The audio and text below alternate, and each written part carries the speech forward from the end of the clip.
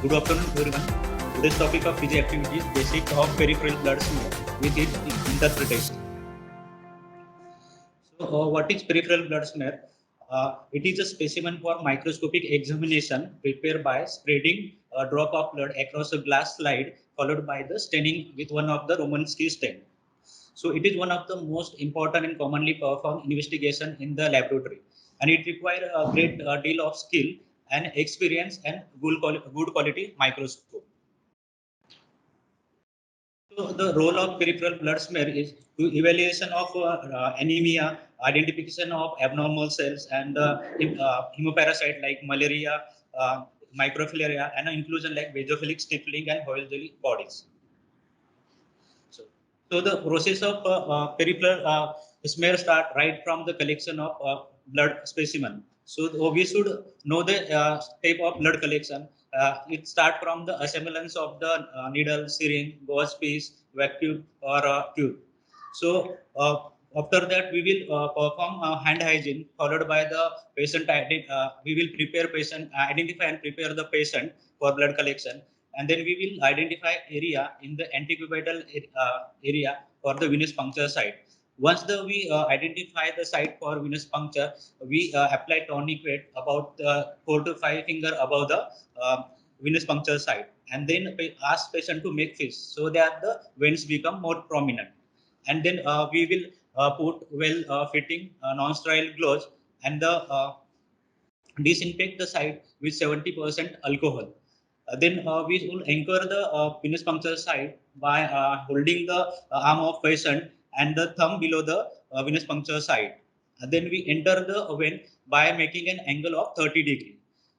So once we collect the sufficient amount of blood, first we release the tourniquet and then withdraw the needle, and then give the patient withdraw the needle, and then give patient gauze piece and ask to apply gentle pressure so that the hemostasis will occur. Then once we collected all, then we disinfect, discard the needle, syringe in the puncture-proof container, and which label the bulb with patient's name or ID and which test we are going to perform right in front of the bed. So, and after we discard the broken glass, etc., in the puncture-proof container, and finally we will perform the hand hygiene. So the blood collected mostly in the EDTA bulb for the blood to make the peripheral blood smear. The EDTA bulb is a purple top tube which contained disodium, dipotassium, and trisodium. The most commonly used anticoagulant is disodium, which the action of this is it make the blood by chelating the calcium. To obtain a high quality blood smear, the blood smear should be made within 2 to 3 hours after the collection. If the blood smear is made from prolonged standing collected blood, we encountered an artifact like echinocyte, spherocyte, degenerated leukocyte, and vacuolated neutrophils. So the advantage of collecting blood in EDTA tube is we can make mini smear from the single draw, and immediate preparation of the smear is not necessary. We can prepare smear later on also. So and it prevent the platelet clumping or into the glass slides. There is one disadvantage seen in some individuals when we use the EDTA bulb. It is called platelet satellitism. That is the platelet aggregate around the neutrophil. So and causes the pseudothrombocytopenia or pseudoleukocytosis. So EDTA bulb is responsible for the activity of naturally occurring antiplatelet antibody, which result in platelet satellitism.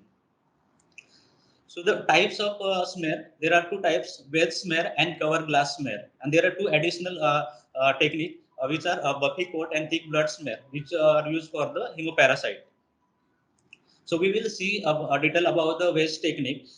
It is easiest to master and the most convenient and most commonly used technique in the laboratory. So equipment required for this technique are spreader, clean slide, and the capillary tube or micropipette. So the step involved to perform this technique are: first we place a drop of blood which is about 2 to 3 millimeter in diameter at the one end of the glass slide, approximately 1 centimeter away. So here precautions should be taken. If the drop size is too large, then the too thick smear may appear, and if the drop size is too thin, the thin smear may appear. After that, we will place the specimen slide on a flat surface and hold the other end with the left hand thumb and forefinger, and the spreader slide, which is placed on just in front of the drop of blood, and make an angle of 30 to 45 degree. And the spreader is pushed backward to touch the blood drop, so that the even distribution of the blood will occur to the contact contact slide of spreader and the specimen slide. So here we ensure that the drop should be spread quickly along the line of contact. And here the precautions should be taken. While if anemic blood come like which have a high hematocrit, so we will lower the angle of spreader slide. And if the hematocrit is low, then we will increase the angle of spreader slide. So finally, we will push the spreader side in one stroke with a gentle pressure and the same angle throughout the smear side.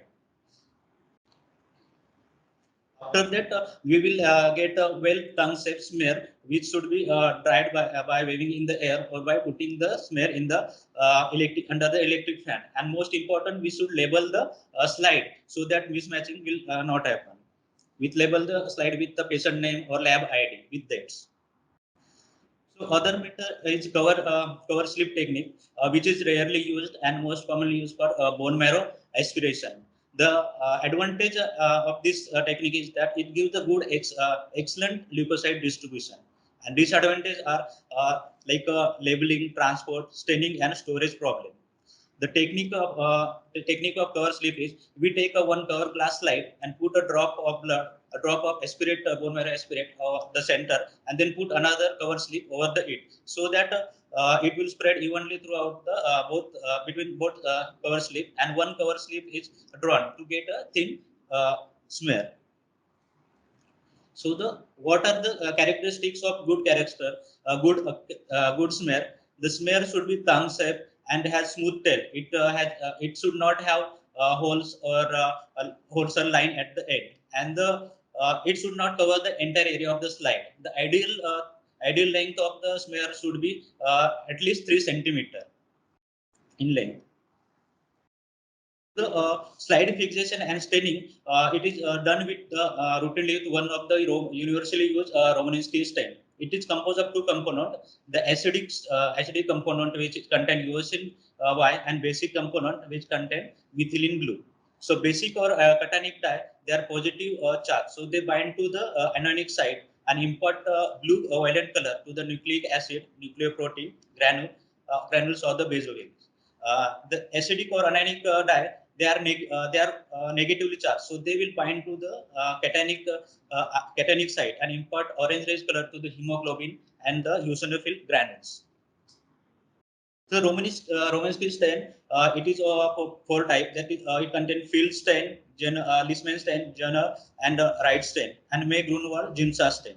So we will first see the detail about the field stain. It is also called as a rapid method because it is fast, convenient, and take about 1 minute to prepare this slide. And it is most important. It is cost effective.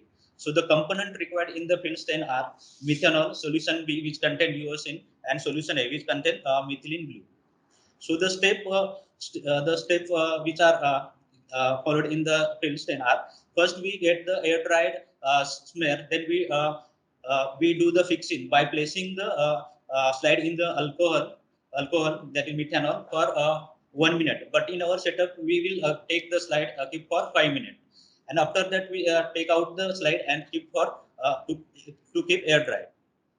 Then after once the fixed slide get air dried, we will dip the slide into the field bay, which contain USN B for 5 seconds, and then immediately we wash with the tap water. Followed by we immerse the slide into field A, which contain methylene blue, and immediately wash. But in our setup, we for field B we kept for 3 minutes, 3 seconds, or give 3 dips, and field A also we give 3 dips, or we keep for 3 seconds only.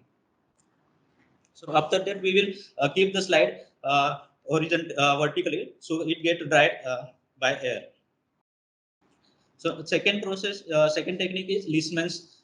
So it is a Leishman is a polychromatic stain, and the component which are present in Leishman's are uh, methanol which sticks the cell to the slide, then the methylene blue used in stain, and it form a complex. That complex is called a thiazine ethylene complex. It The complex will not stain any color unless the buffer is added, like sodium phosphate or distilled water. So the staining process in Leishman's are, once we receive the air dried smear, we flood the Leishman stain or the slide and keep it for the 2 minutes, and after that we add double amount of the water, and we allow to stain for 5 to 7 minutes, and after that we will wash we will wash with the running tap water and keep the slide to uh, get air dried. So the factor causing variation in staining, which may be acidic or alkaline. So we will see the factor causes and its correction. So if the slide gets too acidic, so it will be due to the insufficient staining. So we will correct it by lengthening the time. And if the prolonged washing or buffering occur, so we will the shorten the period of washing or buffering. And we will check the if the old stain is used, then acidic stain may be appear. So we will check the pH and buffer of the stain. In case of alkaline stain, it is caused due to the too thick smear, and if the prolonged staining is occur, so we will reduce or shorten the staining time. Then insufficient washing if causes the alkaline stain, so we will prolong the buffering or washing time, and we will if the pH is alkaline, so will the stain will be appear as alkaline. So we will check for the pH and do accordingly corrections. So the what are the feature of well-stained peripheral blood smear? Microscopically, the color of the smear should be pink to purple, and microscopically we will see the RBC in the orange to salmon pink. WBC nuclei are purple to blue, cytoplasm is pink to tan, and granule highlight to violet color, and eosinophil granule are orange color, and basophilic granules are dark blue to black color. So, while doing the examination of blood stream, we should know the detailed history of the patients, which includes SIP complaint, age, and sex, and we will also know the detail about systemic and general examination. So, blood should be examined. Blood smear should be examined systematically, right from the macroscopic to microscopic. In microscopic, we will go from low power to high power, and finally, we will do the oil immersion field examination. So the examination done at 10x objective, yeah, it will assess the quality of the smear, uh, like the quality of the color and the feathery edges, and to assess the number and distribution, even distribution of the leukocyte, and whether red cell are agglutinator or Rolex formation, and platelet aggregation. So at the 40x, so now moving to 40x, at 40x there we get a much better appreciation in variation in the size and shape of the red blood cell and staining quality. So so we can possibly detect also the toxic granular Howell bodies and Pappenheimer bodies. So at 40x we can count total leukocyte counts. So we can count as 10 field and take an average of that total, which include the both mature to immature to mature from WBC, and we take the average of that 10 field and then multiply the 2000. So we will get the total leukocyte approximate there. So normal, if the if the WBC count is normal, so in one field we will get 2 to 5 leukocyte per high power field. To obtain this, we should select a better morphological area, like in near the above just above the tail, there is morphological area where the RBC does touching or overlapping to each other, where we can get good morphological examination. At the 100x objective, we will do the final examination of unusual cell and fine detail of basophilic stippling and ore rods. So manual differentiation can be done at 100x. So we will count the both mature and immature WBC, and then give percentage according to the which cell get how many percentage. Sometimes we get nucleated RBC, we get abnormal high count of leukocytes. So to correct this, we should know the how many percentage of in RBC present in peripheral smear should be normal. So if the 10 or more than 10 in RBC are present in smear, we call it an abnormal or high count of in RBC. So we will correct it by taking the total leukocyte in microliter into 100 divided by the NRBC per 100 WBC plus 100. So we will get the total leukocyte count. There are some cells which we do not count in the peripheral smear, like a smudge cell, pycnotic cell, and a disintegrated cell. And sometimes eosinophil get have with no cytoplasm and granule get scattered in the smear. So we will not count that cells. Now we will see the detailed morphology of WBC. So WBC are two types, granulocytic and agranulocytic. In granulocytic, we will see neutrophil, eosinophil, basophil, and agranulocytic are lymphocyte and monocyte. So neutrophils, first we'll talk about the neutrophils. So neutrophils are about 12 to 15 micrometer in diameter, and they have acidic cytoplasm and may contain fine granules. So the characteristic of neutrophil is it contains 2 to 5 lobe nucleus. So this lobe the lobe of nucleus is connected by fine chromatin strand. To call it a segmented neutrophil, the neutrophil at least have two lobes. In some in 2 to 3% of female, there is a drumstick projection present at the there is a drumstick projection present at the neutrophil, which is nothing but the inactivated X chromosome present only in females. The next form is band form or stab form neutrophil. These are the mature cell, but they are but without complete formation of the nuclear lobe. When the degree of indentation is more than 50% of nuclear dimension, we will get the band form.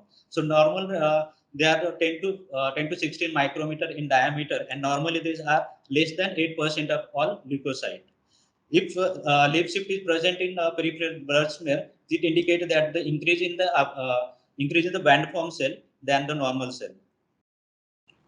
So talking about the hypersegmented neutrophil, so to call it hypersegmented neutrophil, there is presence of single or there is presence of when the single neutrophil present with when the neutrophil present with single or more than 6 lobe, or presence of more than 3% of the neutrophil with at least 5 lobe. We call it hypersegmented neutrophil.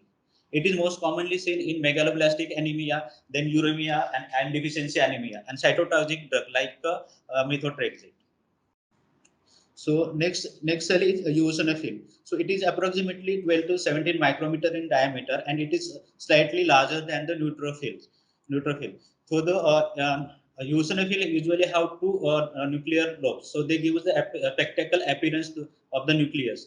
And the cytoplasm is pale blue, but due to presence of dense orange red granule, it appears as orange. There is severe eosinophilia when the 20 to 50 per microliter of the eosinophil present in the peripheral blood smear. It is most commonly the severe eosinophilia is in the parasitic infection, reactive eosinophilia, and eosinophilic leukemia. So mild eosinophilia will occur in the if the patient had get prolonged administration of steroid, and mild moderate eosinophilia will occur in the allergic condition like hay fever, asthma, and eczema. Now talking about the basophil. Basophil is about 9 to 12 micrometer in diameter, and it is the normal range is 0 to 1%. The basophil also have lobe, but due to the presence of large coarse purplish black granule, in the cytoplasm, the nucleus get obscure. So the basophil is most commonly seen in the myeloproliferative disorder, IgE mediated hypersensitivity reaction, mastocytosis, and ulcerative colitis. Now, talking about the monocyte, it is the largest granulocyte cell, which is about 15 to 18 micrometer in diameter. The nucleus of monocyte is large, curved, and or horseshoe shape, and it is centrally placed. The cytoplasm of monocyte is gray or light blue to gray color, which contain numerous granules. So there are some conditions which causes monocytosis, like chronic inflammation, chronic infection, chronic inflammation, which include tuberculosis, typhoid, kala azar, malaria, and some hematological malignancy like acute myelomonocytic leukemia, acute monocytic leukemia, and chronic myelomonocytic leukemia. So now talking about the small lymphocyte, as it is the smallest cell in the granulocyte series, it is measuring 9 to 12 micrometer in diameter, and it has contains cytoplasmic small ring around the nucleus. The nucleus is round or slightly indented. When there are other type of small lymphocyte is large lymphocyte, which is measuring 12 to 15 micrometer in diameter, and the nucleus is slightly the cytoplasm of the large lymphocyte is larger than the small lymphocyte cytoplasm. So there is another cell that is reactive lymphocyte or Donway cell. It is the Donway cell are the large nuclei with open chromatin, and they contain abundant blue cytoplasm with that may be irregular. It is most commonly seen in infection like infectious monocytosis. Now, there are some granules present in the neutrophils, which may be toxic granule. So, they are most commonly seen in the bacterial infection and burn. And when there is administration of colony stimulating factor, colony stimulating factor, granulocyte colony stimulating factor, or granulocyte monocyte colony stimulating factors. So, then we will talk about the Dole bodies. The Dole bodies are nothing but the small, round, or oval pale blue structure present at the periphery of the neutrophil. They contain ribosome and endoplasmic reticulum. They are normally seen during pregnancy time, inflammation, bacterial infection. Then May-Hegelian anomaly. This is an autosomal dominant condition. It is similar to the Dole bodies, but it differ is that it do not identical morphological structure as Dole bodies, and there is large angulated inclusions, which it will found in all type of the leukocyte, but it will not seen in the lymphocyte. So, May-Hegelian anomaly present with the triad, which include a giant platelet, then thrombocytopenia, and the presence of inclusion like Dole bodies. Then evacuation and neutrophil is not when the fresh blood is collected and in which the evacuation is present. It indicates that there is a presence of severe sepsis, and it also indicates the presence of phagocytic activity in the neutrophil. And if the blood is kept for prolonged time, then the artifact of evacuation in neutrophil can be noted. So now, Aldenrelli anomaly. It is a mucopolysaccharide disorder such as Hurdle and Hunter syndrome. Here the granules are large. They are deep pink. They are stained deep pink and discrete, and may obscure the nucleus. It is the neutrophil function in this disorder is normal.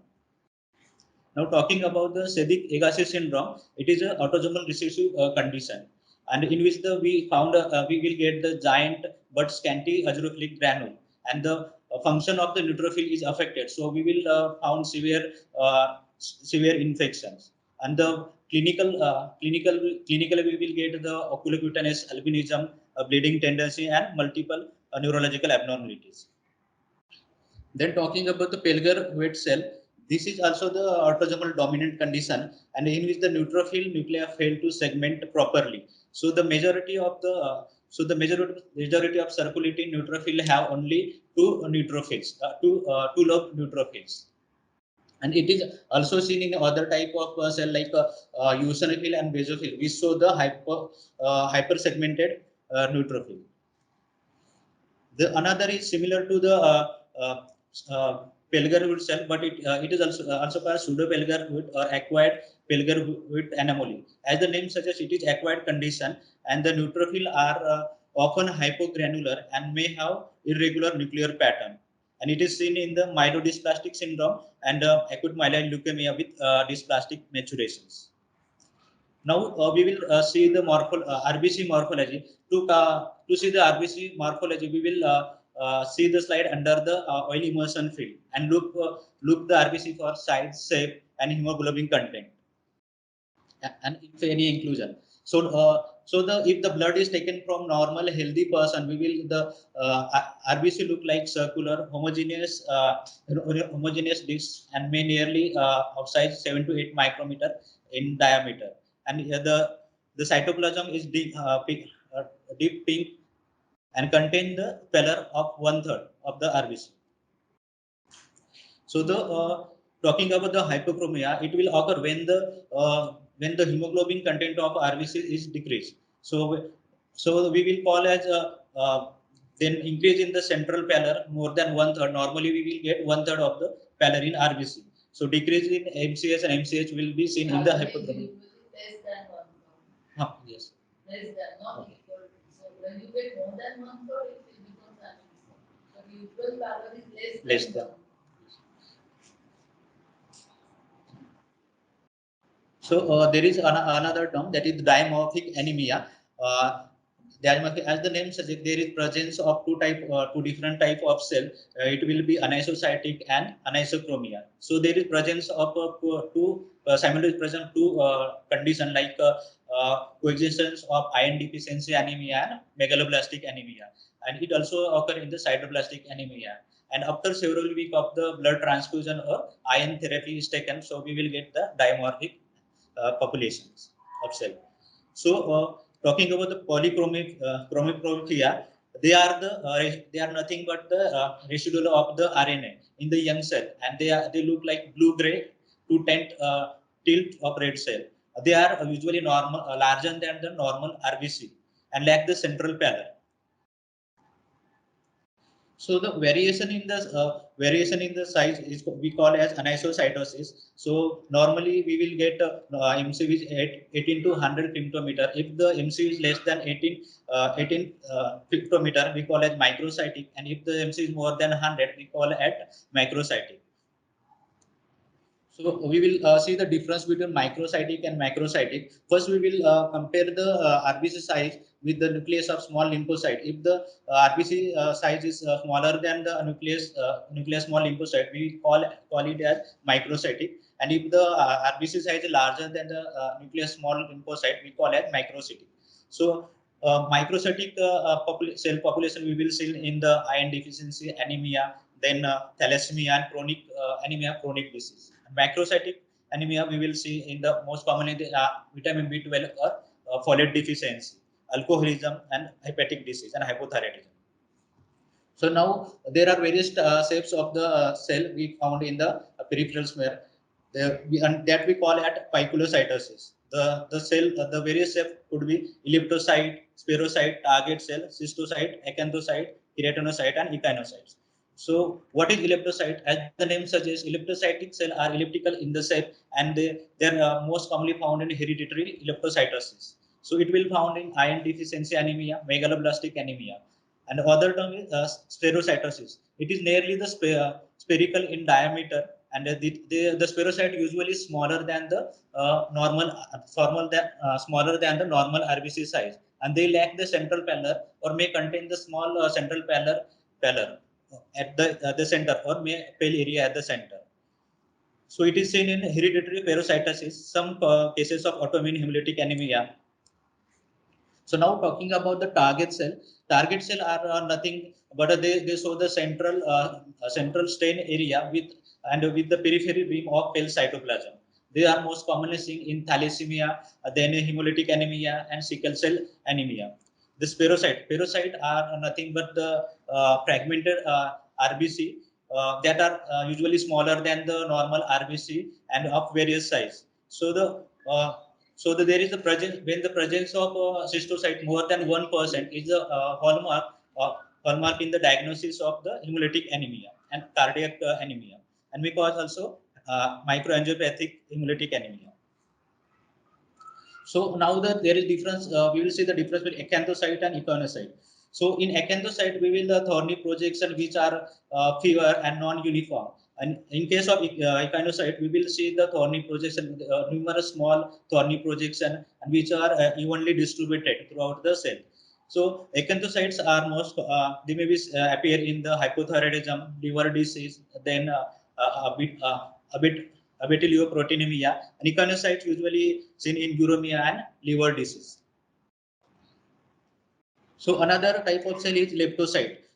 This leptocyte cell is thin red cell that lack with the large central unstained area, also called as pessary cell. And these are commonly seen in thalassemia and severe iron deficiency.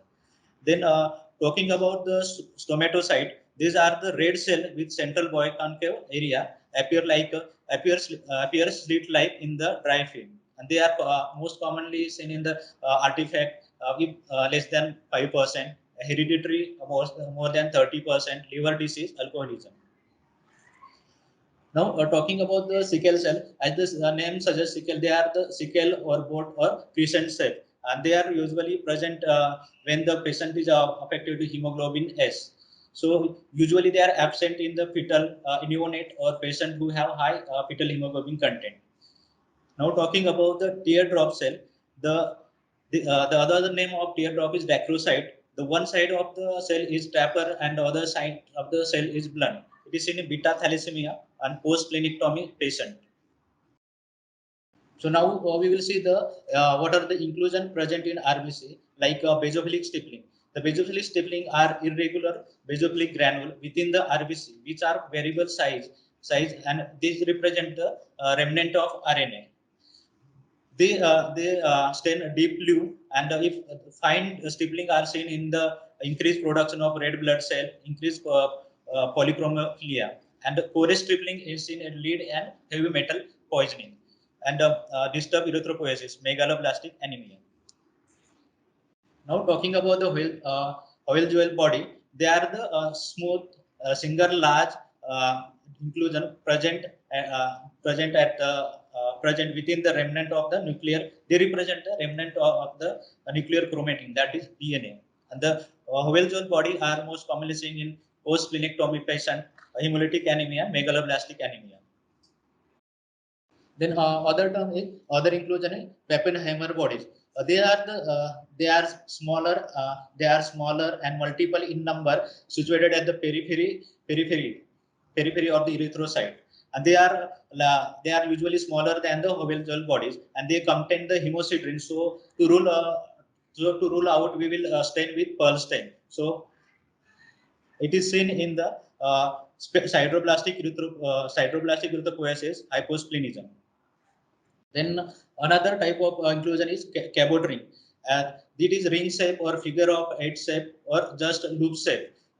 They look like a red or red purplish when we get stain. It is observed in pernicious anemia or lead poisoning or any type of anemia. Now we will see the difference between Rolex formation and agglutination. So in Rolex formation, the alignment of RBC is one upon the other. So it will look like the stalk of coin. And in agglutination, the RBC are more irregularly arranged and so round clumping. And the outline of individual RBC cell is not possible in case of agglutinations. So the another parameter is platelet. So they appear as a small blue cytoplasmic fragment with red to purple granule. The normal they are the size of 1 to 3 micrometer in diameter.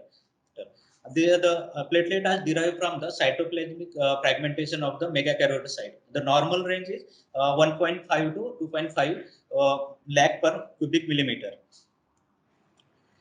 So the use of oil immersion lens estimate the number of platelet per field. So normally normal platelet count should show 5 to 15 platelet per oil immersion field. So or another way of calculation is approximately one platelet per 10 to 20 RBC in 10 to 20 RBCs. So the another way of calculation of the platelet is on peripheral marriage. We count the 1000 RBC simultaneously with platelet, and then the platelet per 1000 RBC we will multiply by 15,000 or 20,000.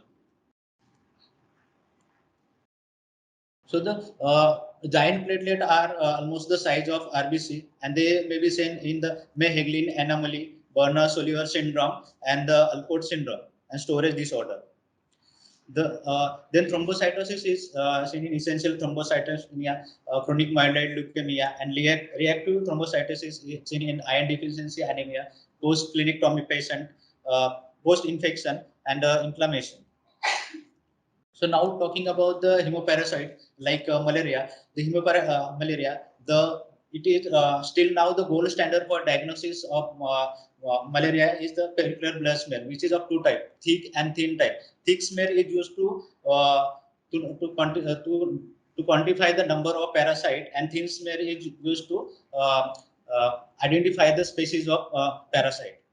So we will stain the smear slide as with Leishman's or Retunli gym sustain and distinguish between the species and life cycle. Now we will see about the Plasmodium falciparum. If the RBC get infected with Plasmodium falciparum, the size of RBC is normal in size, and in early stage we will in early stage of trophocyte we will see the two chromatin dot in the RBC, and in late stage we will see crescent or banana shaped gametocyte in the erythrocyte. Now, talking about the Plasmodium vivax, here the infected RBC are enlarged and deformed, and the chromatin, the ring form, early trophocyte ring form, which has single large chromatin dot, and trophocyte are usually amoeboid shape, and they deform the erythrocyte. And the seasons of P vivax contain 12 to 24 merozytes. Now talking about the Plasmodium oval, the infected RBC are moderately enlarged and the oval ring form is fibrinoid shape, and the seasons are 8 to 12. So seasons contain 8 to 12 merozyte. Plasmodium malaria. So if the infection get Plasmodium malaria, the erythrocytes are normal size or they are reduced in size, and the trophocytes show typical band form, and the seasons show 6 to 12 merozytes.